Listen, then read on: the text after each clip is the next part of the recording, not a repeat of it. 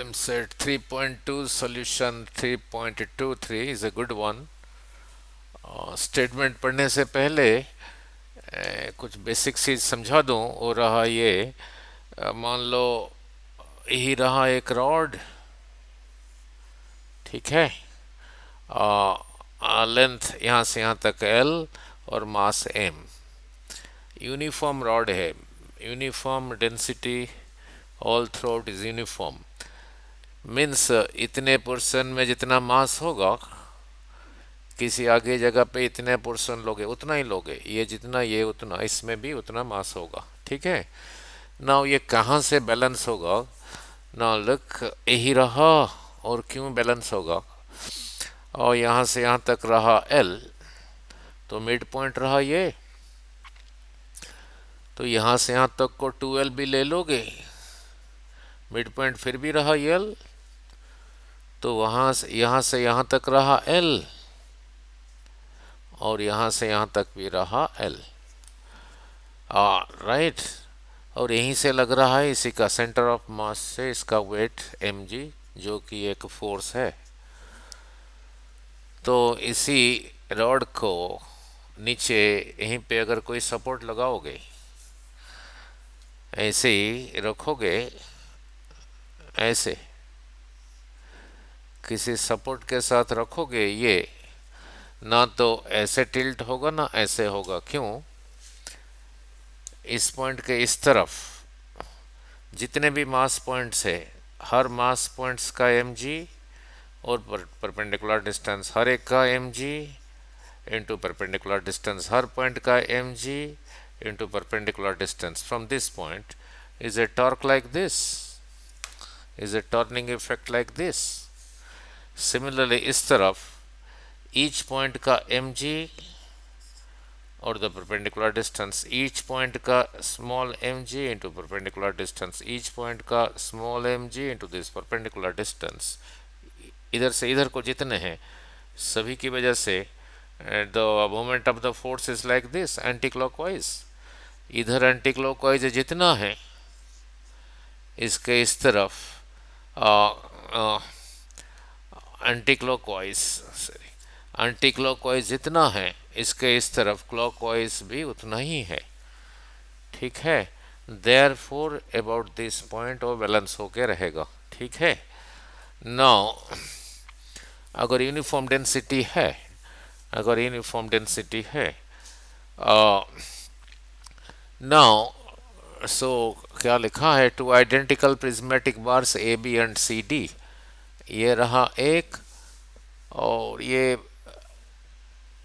इसकी लंबाई जितनी है, ये यहाँ नहीं है, यहीं से लगा हुआ है, सी से डी। ये बार का भी लेंथ जितना है, इसका लेंथ भी उतना ही है। तो यूनिफॉर्म बार है, तो फिर सी डी, यही रहा सी डी, इसके लेंथ जितना है ए बी का भी उतना ही है।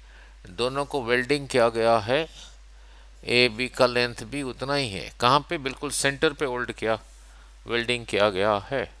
नहीं, अगर इसी को यहीं से रखोगे तो ये ऐसे ही वर्टिकली ऐसे ही रहेगा, ऐसे टिल्ट नहीं होगा।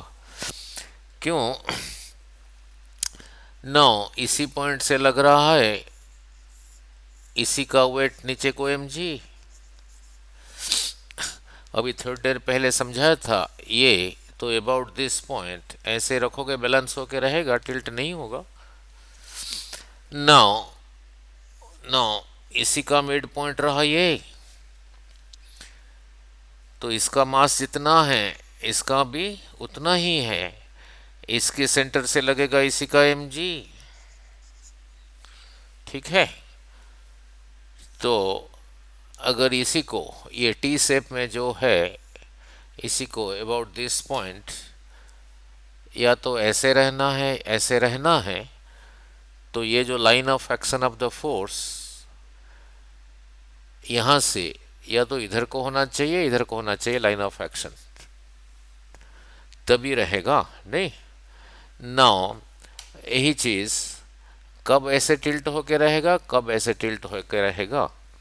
सपोज यहाँ पे कोई वेट लगा दिया, एक्स्ट्रा लोड, जो कि क्वेश्चन में दे रखा है पी, तो यही पी का लाइन ऑफ एक्शन रहा, यही लाइन ऑफ एक्शन, ये जो टी शेप में बना है, इसका सेंटर ऑफ मास जहाँ पे होगा वहीं से सम परपेंडिकुलर डिस्टेंस पर है। So this force into this perpendicular distance की वजह से ये टी शेप ऐसी होके रहेगा। ठीक है, तो सेम चीज इसी क्वेश्चन में दे रखा है, नहीं? नाउ ठीक है, now then it is clear. Now इसका लेंथ जितना है इसका उतना है, इसको थोड़ा बड़ा इसीलिए बनाया हूँ। और अगर छोटा दिखाओगे, जब ये लाइन को ड्रॉ करूँगा यहाँ पे, ओ बिल्कुल इसी के ऊपर ओवरलैप हो जाएगा, इसलिए ट्रायंगल हमें नहीं दिखेगा, साइन कॉस अल्फा लेना मुश्किल होगा, इसलिए इसको थोड़ा ऐसे लेंथ ज़्यादा करके दिखा दिया हूँ। सपोज ये बार का लेंथ यहाँ से यहाँ तक, एल ना लेके 2L ले लिया, एल ना लेके मैंने 2L ले लिया।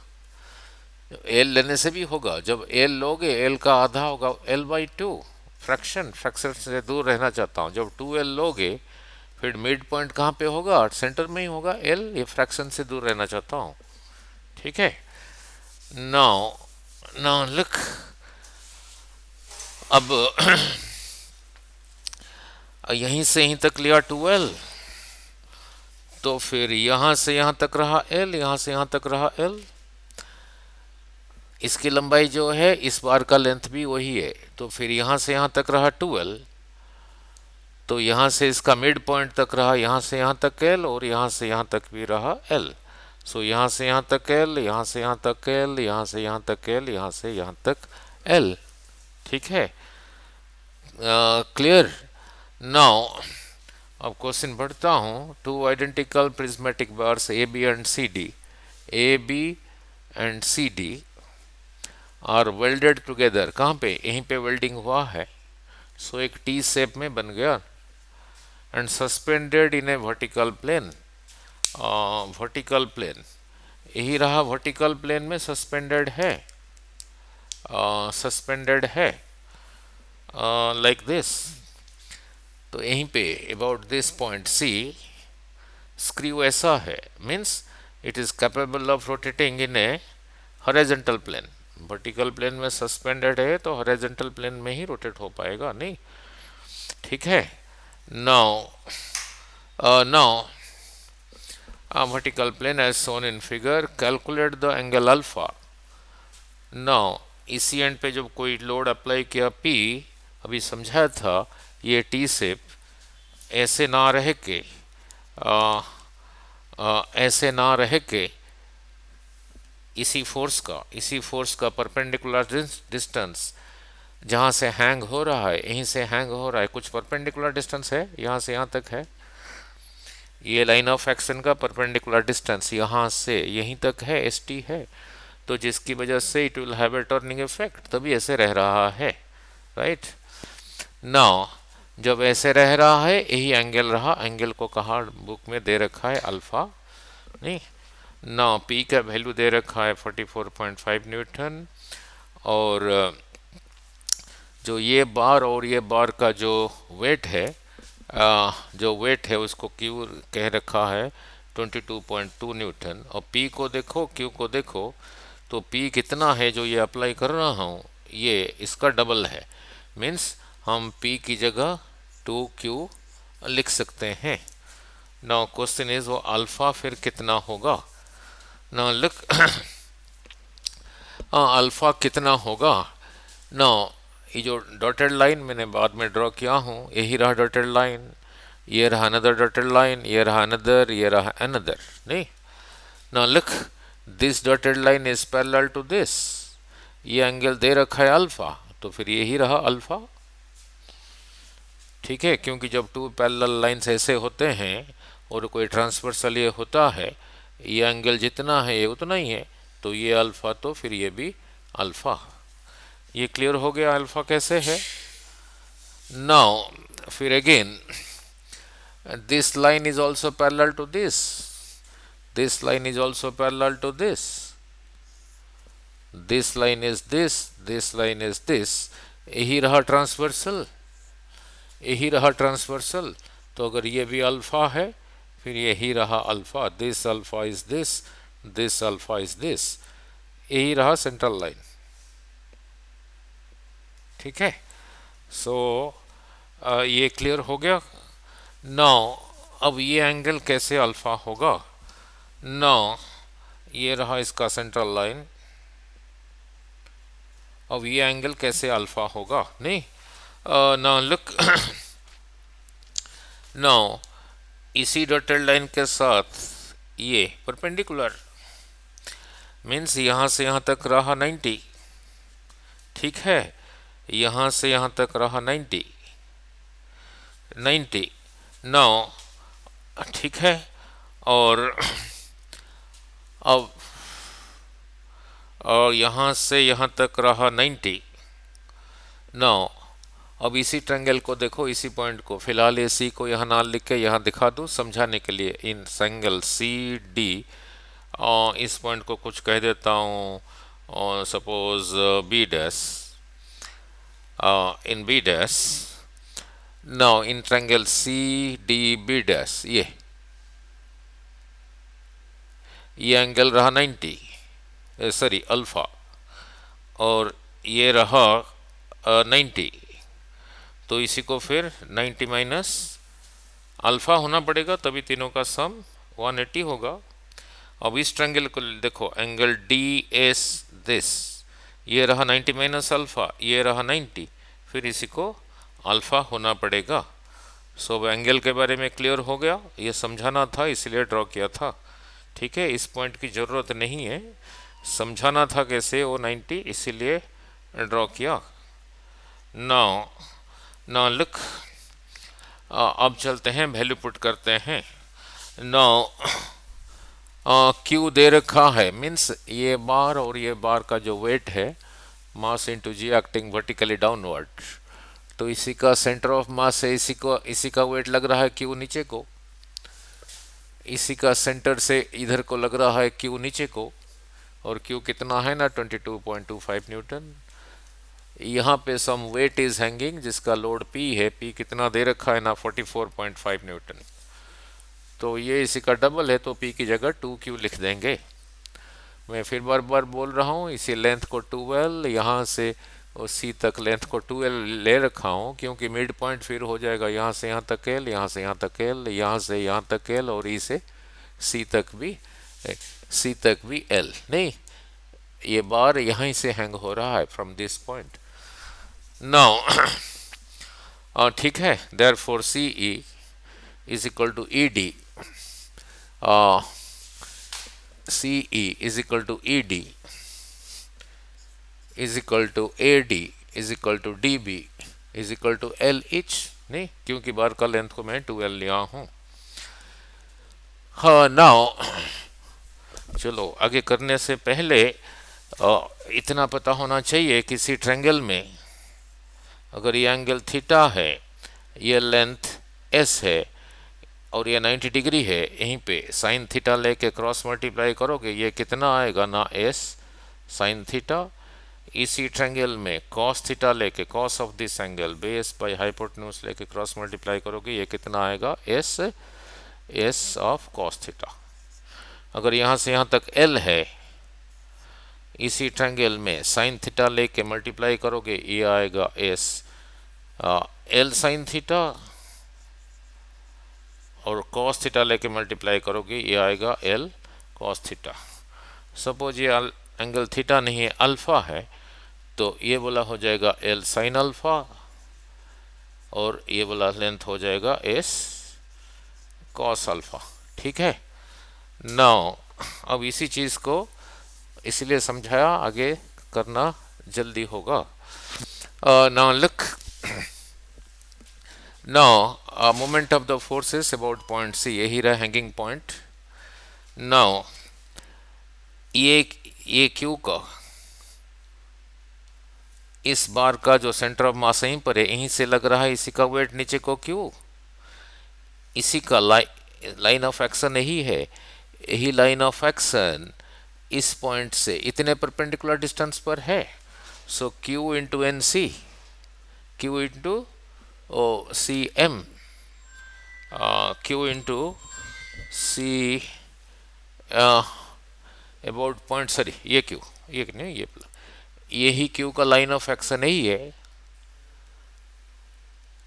Line of action passes through this point, ये पॉइंट अबाउट दिस इतने परपेंडिकुलर डिस्टेंस पर है। So this Q into M C की वजह से ये कैसे रोटेट होना चाहेगा, ऐसे।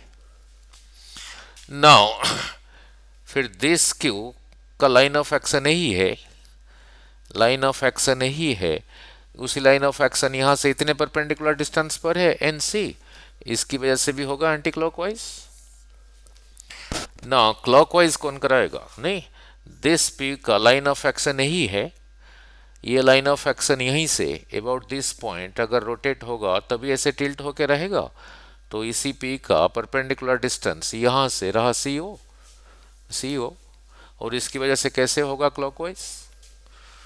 तो और दे रखा है ये ऐसे रह रहा है, it is remaining like this, ये लोड पी की वजह से ये दोनों बार्स ऐसे रह रहा है, नहीं ऐसे रिमेन कर रहा है, मीन्स इसी जगह पे जो नेट टॉर्क है, this torque and this torque, this moment and this moment due to all the forces are equal and opposite, ठीक है। नाउ अब देखते हैं ये, नाउ सी एम, हमें यही वैल्यू निकालना है, सी एम निकालना है, सी एन निकालना है और सी ओ भी निकालना है, वो किसी राइट एंगल ट्रायंगल से निकलेगा। नाउ सी एम को देखो, सी से लेके एम तक इस ट्रायंगल में, ये पॉइंट यहाँ नहीं है, यहाँ है, इस ट्रायंगल में, इस ट्रायंगल में यहाँ से यहाँ तक रहा 12, अल्फा के सामने रहा एम सी, तो एम सी रहा 12 साइन थीटा, अभी समझाया था, अभी समझाया था। अगर ये एंगल अल्फा है, ये 2L है, इसी में इसी ट्रायंगल में साइन अल्फा लेके इतना लेंथ आ जाएगा 2L sine alpha, cos alpha लेके क्रॉस मल्टीप्लाई करके इतने लेंथ आ जाएगा 2L कॉस अल्फा, ठीक है। तो वही ट्रायंगल दिखा रहा हूँ, in triangle M C D, यही रहा अल्फा, और यहाँ से यहाँ तक यानी सेम थिंग, यहाँ से यहाँ तक 2L है, तो अल्फा के सामने एम सी हो गया 2L साइन अल्फा। अब सी एन, सी एन, ये सी पॉइंट ये यहाँ नहीं है, यहाँ है, ठीक। इन ट्रायंगल सी एन ई, यही रहा अल्फा, सी से लेके ई तक रहा एल, क्योंकि यहाँ से यहाँ तक मैंने 2L लिया हूँ, तो अल्फा के सामने वाला साइड, इसके सामने वाला साइड कितना होगा, यहाँ से यहाँ तक एल, एल साइन अल्फा, ठीक है। देन अभी समझाया था, अब सी ओ कितना होगा, सी ओ, दिस लाइन इज पैरेलल, ये हॉरिजॉन्टल है, ये वर्टिकल है, हॉरिजॉन्टल, तो फिर एंगल रहा 90, तो सी ओ जितना है एस टी भी उतना ही है।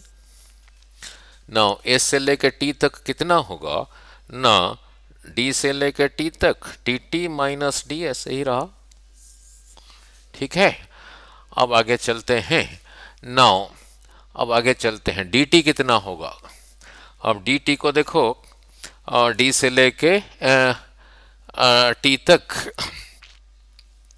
डी से लेके टी तक किस ट्रायंगल में, नाउ होगा एल कॉस थीटा, कैसे, सॉरी एस को एल थीटा नहीं, L cos alpha. Now D से लेके टी तक, टी से लेके टी तक, नाउ इसी ट्रायंगल में देखो, यहां से यहां तक एल, अल्फा के सामने यहां से यहां तक होगा एल साइन अल्फा, अल्फा के साथ वाला ये होगा एल कॉस अल्फा। अगर यहां से यहां तक एल है तो ये होगा फिर L cos alpha, L sine alpha, तो वही लिखा एस एल कॉस अल्फा, ये बोला। नाउ देयरफॉर अभी सी ओ जो तो कि था D T minus D C O था, D T minus D S, D T की जगह लिखा एल कॉस अल्फा। अब डी एस की जगह क्या लिखूंगा, नहीं, अब डी एस देखो कहाँ पर है। नाउ नाउ डी से लेके एस तक होगा 2l साइन अल्फा। कैसे?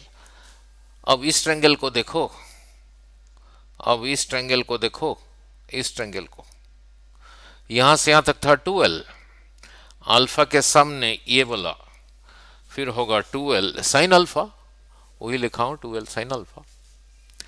तो जब वैल्यूज आ गए, अब इसको यहां पुट करते हैं इक्वेशन में। q की जगह लिखा q cm, cm अभी निकाला था 2l sine alpha, 2l sine alpha, इसका काम खत्म, प्लस प्लस q q, फिर उसके आगे लिखा है cn, cn अभी समझाया था, cn अभी आया था cn l sine alpha, cn की जगह लिखा l साइन अल्फा। तो इसका काम खत्म, is equal to is equal to p की जगह लिखूंगा क्योंकि दे रखा है p दे रखा है p, q का डबल, सो p की जगह लिख दिया 2q, ठीक है, थोड़ा सा ऊपर कर दूं, p की जगह लिख दिया 2q, नहीं, नाउ फिर CO भी डिराइव किया था l cos alpha minus 2l sine alpha, तो CO की जगह लिख दिया l cos alpha minus 2l sine alpha. जब यहां तक हो गया, अब आसान है। नाउ 2QL साइन अल्फा, ठीक है। नाउ फिर ये रहा QL sine alpha, 2QL sine alpha plus QCL sine alpha, so रहा 3QL साइन अल्फा। सो इन दोनों का काम यहां लिखा गया। अब ये इधर मल्टीप्लाई होगा 2QL cos अल्फा, तो ये इधर मल्टीप्लाई होगा 4QL साइन अल्फा, ठीक है। Now 3QL sine alpha, 4QL sine alpha, इसको इधर लेके आया, हो गया 7QL साइन अल्फा, इसी को इसी साइड में रहने दिया 2QL cos अल्फा, ठीक है। नाउ QL कैंसल्स, तो 7 sine alpha is equal to 2 cos alpha.